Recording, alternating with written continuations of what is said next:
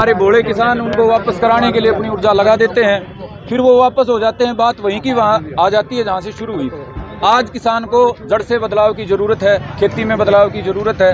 तो उसके लिए अब नौजवान जो पीढ़ी है वो जागरूक होकर मैदान में आई है और आज वो सरकार को चेताना चाहती है कि ये जो फिक्सिंग वाला मैच है कि कोई कानून लगा दिया वापस ले लिया, अब ये लंबा नहीं चलेगा।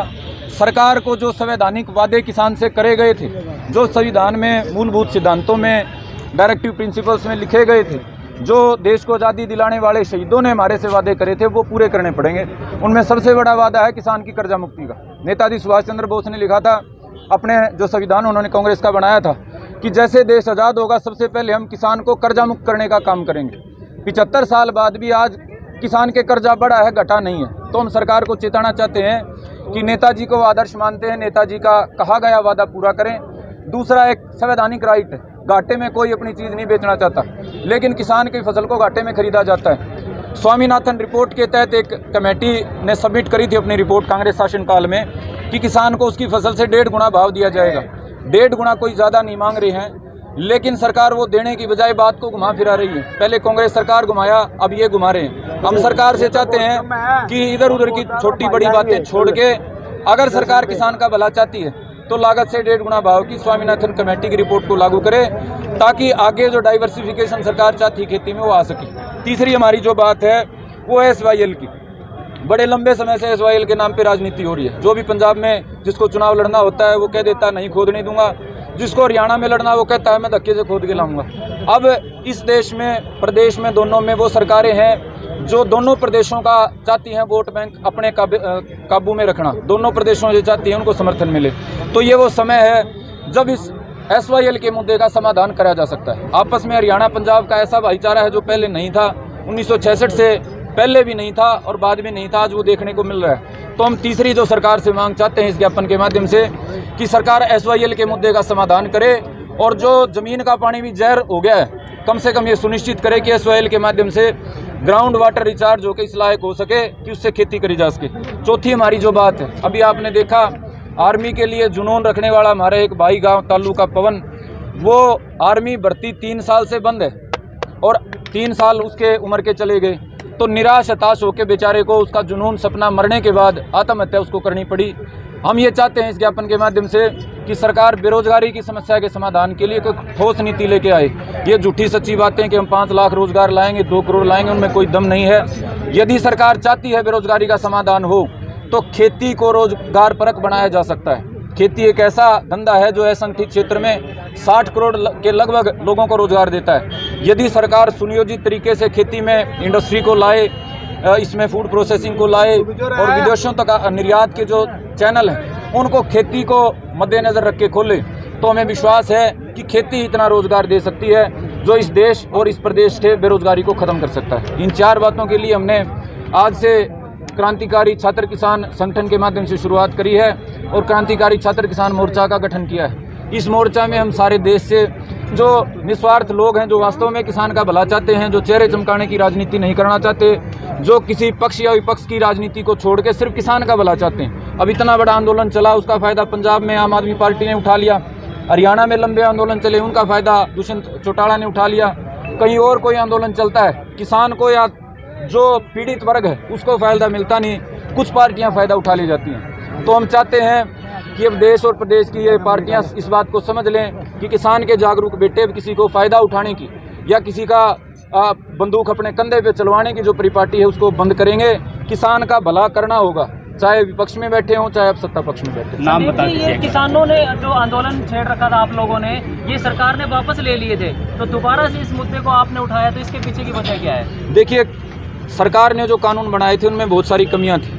अब उन कमियों के रहते यदि कानून लागू होते तो किसान को फ़ायदा नहीं मिलना था, लेकिन कुछ किसानों को, संगठनों को ऐसा लगा कि वापस करवाना ज़्यादा बेहतर है, तो 13 महीने संघर्ष करके जो वापस करवाए हैं कानून, और जो मोदी जी कहते हैं कि मैंने वापस लेके बड़ा काम कर दिया। मेरे किसान के भाई बेटे यहाँ खड़े हैं, गाँव में हमारे बुजुर्ग किसान हैं, किसी किसान के घर 5 पैसे की नई आमदनी नहीं हुई, किसी किसान की कोई जो समस्या, जो वास्तविक समस्या उसका समाधान नहीं हुआ है। किसान वहीं खड़ा है जहाँ 2019 में किसान खड़ा था, किसान वहीं बर्बादी और आत्महत्या के कगार पे खड़ा है। तो हम तो खाली सरकार को याद दिलाना चाहते हैं कि 3 साल हमारा जो समय खराब कराया है, एक हमारे को एक फिल्म दिखा के कि आप लड़ रहे हो, हमने आपकी बात मान ली, वो नहीं चलेगा। उससे आप सेटिस्फाई नहीं है? नहीं, उससे बिल्कुल सेटिस्फाई नहीं है। वापस लेने के बाद हमें क्या मिला? आपने हमारे एक कागज हमारे को लिख के दे दिया, उसके बाद उसको फाड़ के फेंक दिया। किसान को क्या मिला? किसान तो वहीं खड़ा है। अब ये तो वैसे कहते हैं ना, मन को खुश करने वाली बात है कि हमने सरकार को झुका दिया। अब सरकारें तो झुकती रहती हैं और उठती रहती हैं। लोकतंत्र में सरकारें 5 साल में अपने आप झुक जाती हैं। तो हमें किसी को झुकाने से, घटाने बढ़ाने से कोई मतलब नहीं है। हमारी मंशा सिर्फ इतनी है कि किसान की जनमन जो समस्याएं हैं, जो मैंने आपको बताई, एक कर्जे की समस्या है, एक फसल के भाव की समस्या है, एक जो पानी की समस्या है, और चौथी जो नौजवानों की बेरोजगारी की समस्या है, इनके समाधान के लिए ठोस नीति बनाई। ये मन को राजी करने वाली बात नहीं चाहिए। MSP हटा दिया? MSP जो है ना, ये बहुत लंबा मैटर है। और MSP गारंटी की जो बात है, मैंने बहुत बार विस्तार से बताया है कई बार कि MSP गारंटी से किसान की हालत में कोई फ़ायदा नहीं होने वाला है। मैं यहाँ 10 मिनट आपके नहीं चाहता खराब करूँ, लेकिन यदि MSP गारंटी लागू कराया जाता है, उसको दंडात्मक प्रावधान उसको यदि बनाया जाता है, तो सबसे जो कमज़ोर किसान है वो मारा जाएगा। अब मैं शॉर्टकट में कोशिश करूँगा आप समझ पाएँ।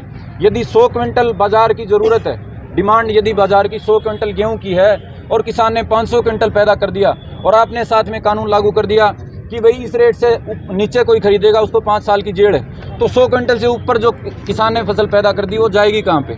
या तो सरकार उसकी सरकारी खरीद सुनिश्चित करे, किसान जो पैदा करेगा उसको सरकार खरीदेगी, ना तो MSP गारंटी के कोई मायने नहीं है। हमारे जो ये किसान नेता हैं तथाकथित, ये कहीं से भी कोई बात पकड़ लेते हैं, ये खुद सोच विचार नहीं करते। और दूसरा मैं बता दूं, हरियाणा पंजाब में तो पहले से MSP गारंटी लागू है। हरियाणा किसान का गेहूं तो जितना MSP देती सरकार मिलता ही था, पंजाब में मिलता ही था। MSP गारंटी का यदि कोई फ़ायदा मिलेगा तो उत्तर प्रदेश, बिहार, बंगाल, उड़ीसा के किसान को मिलेगा, जहाँ 2000 MSP वाली चीज़ 800 में पिट रही है। तो हरियाणा प्रदेश के और पंजाब के और उत्तर भारत का जो किसान है, इसको MSP गारंटी से आगे जाके खेती में प्राइवेट निवेश की ज़रूरत है, और खेती में खुद किसान को व्यापारी बनाए जाने की ज़रूरत है। ये जो किसान नेता भी आप लोगों का समर्थन कर रहे हैं? देखिए, हम किसी के समर्थन के मोहताज नहीं हैं। ये किसान की जो मैं बताऊं आपको, पिछले 2 साल में इतने किसान नेता पैदा हो गए हैं, तो किसको नेता कहें किसको ना कहें। हम पिछले तकरीबन 8-10 साल से किसान के लिए संघर्ष कर रहे हैं। जो स्वामीनाथन रिपोर्ट कोई नहीं जानता था, हमने उसके लिए लड़ाई लड़ी।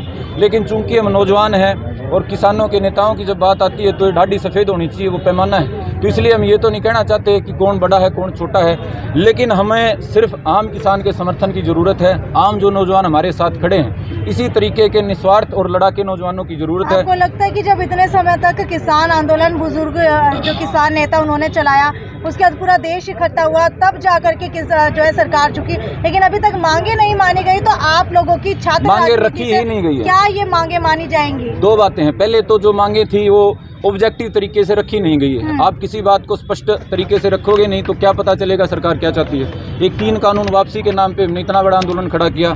स्पेसिफिकली यदि हम रखते कि हमारे को इन कानूनों में ये सुधार करके नए कानून बना के दिए जाएं, ये हमारे को ज़रूरत है। उसमें बहुत सारे सुझाव ऐसे थे जो अगर लागू किए जाते, और नए अगर कानून खेती के हित के लागू किए जाते तो किसान को फ़ायदा होता। हमारा भोला भाड़ा जो किसान समाज है वो थोड़ा बेकाई में आ जाता है। वो ये सोच लेता है कि जो बातें चल रही हैं सारी सत्य होंगी। यथार्थ में जो होता है वो ये होता है कि भीड़ में पीछे खड़े वालों को पता ही नहीं होता है मुद्दा क्या चल रहा है। तो हम जो आपको कहना चाहते हैं कि हम तथ्यात्मक मुद्दे रखेंगे, ठोस प्रमाण रखेंगे और अपने तरीके बदलेंगे। तो हमारे को मान सकते हैं कि नौजवान किसान आंदोलन एक बार दोबारा से शुरू हो गया है? बिल्कुल शुरू हो गया है जी। और आप ये कह रहे थे कि पूरा होगा। नौजवानों ने तो देश को आज़ादी दिलाने का काम करा है। नौजवानों ने तो जिन्होंने 200 साल देश पे राज करा, उन अंग्रेजों को वापस भगाने का काम करा है। और ये तो संवैधानिक हमारा अधिकार है। संविधान में तय जो विरोध के तरीके हैं उनका इस्तेमाल करते हुए और बड़े शांतिपूर्ण तरीके से हम अपनी बात को सरकार तक पहुंचाएंगे और सुनिश्चित करेंगे कि ये मांग सरकार माना जा रहा था। जब किसान आंदोलन भी चल रहा था तो अगर पंजाब के किसान वहाँ पर ना मौजूद होते तो ये किसान आंदोलन इतने समय तक नहीं चल पाता। लेकिन अगर आज की बात की जाए तो हरियाणा के अंदर नौजवान को ही माना जाता है कि वो एक यूनिटी के अंदर नहीं चल सकते, जो कि अभी कुछ समय पहले हमें पीछे मटका चौक के ऊपर देखने को भी मिला। तो क्या आप समझते हैं कि आप नौजवानों से ये मांगे जो है सरकार के पास रखी जा सकती है आगे? क्यों नहीं रखी जा सकती है? पहला तो मैं ये बता दूं कि लंबा चलने का मतलब कोई अच्छा नहीं होता। 100 साल की ज़िंदगी की बजाय 2 साल की जो क्वालिटी की ज़िंदगी है वो ज़्यादा बेहतर है। तो मैं कोई लंबा चलाने को मैं उपलब्धि नहीं मान रहा हूँ। उपलब्धि तब होगी जब हम सरकार से अपने किसान समाज के लिए कुछ ले पाएंगे। चौधरी छोटू राम ने लेके दिखाया था। किन से लेके दिखाया था? जो दूसरे मुल्क के लोग ज़बरदस्ती यहाँ आके बैठे थे। हमारे यहाँ तो वो लोग बैठे हैं जिनको 5 साल में हमारे बीच में आना होता है। तो हमें तो विश्वास है हम अपने तरीके बदलेंगे। चौधरी छोटू राम ने जो कहा था कि अपना बोलने का तरीका ऐसा रखो जिससे जो सत्ता में लोग बैठे हैं उनको आपकी बात मानने पे मजबूर होना पड़े। हमें विश्वास है। साथ जुड़े हुए हैं वो सभी छात्र कहाँ से आए हैं? देखिए लगभग सारे हरियाणा के हमारे साथी हैं, विशेष तौर पे हिसार और आसपास के साथी। तो ये जो संगठन अभी आपने बनाया है आवाज़ उठाने के लिए, वो किस तरह का संगठन? देखिए हमने बनाया नहीं है, संगठन 2016 से काम कर रहा है, लेकिन चूंकि हिसार में हम सक्रिय नहीं थे, हम कैथल में, कुरुक्षेत्र में, जींद में, भिवानी में अलग अलग जगह पे हमने अपना आंदोलन किया था। तो यहाँ इस संगठन का ये मान के चलो मैदान में आना है। संगठन पिछले 7 साल से काम कर रहा है और इससे पहले भी किसानों के लिए हम अलग अलग नाम से काम करते हैं। संगठन का क्या नाम और किसके नेतृत्व में चल रहा है? देखिए संगठन का नाम है क्रांतिकारी छात्र किसान संगठन, क्रांतिकारी स्टूडेंट ऑर्गेनाइजेशन। इसके राष्ट्रीय अध्यक्ष श्री सौरभ ढांडा हैं और प्रदेश अध्यक्ष श्री हरकेश ढांडा हैं। इस संगठन की हमने स्थापना करी थी। मेरा नाम संदीप सिंह भारती है और मैं आज़ाद किसान मिशन नाम का संगठन चलाता हूँ।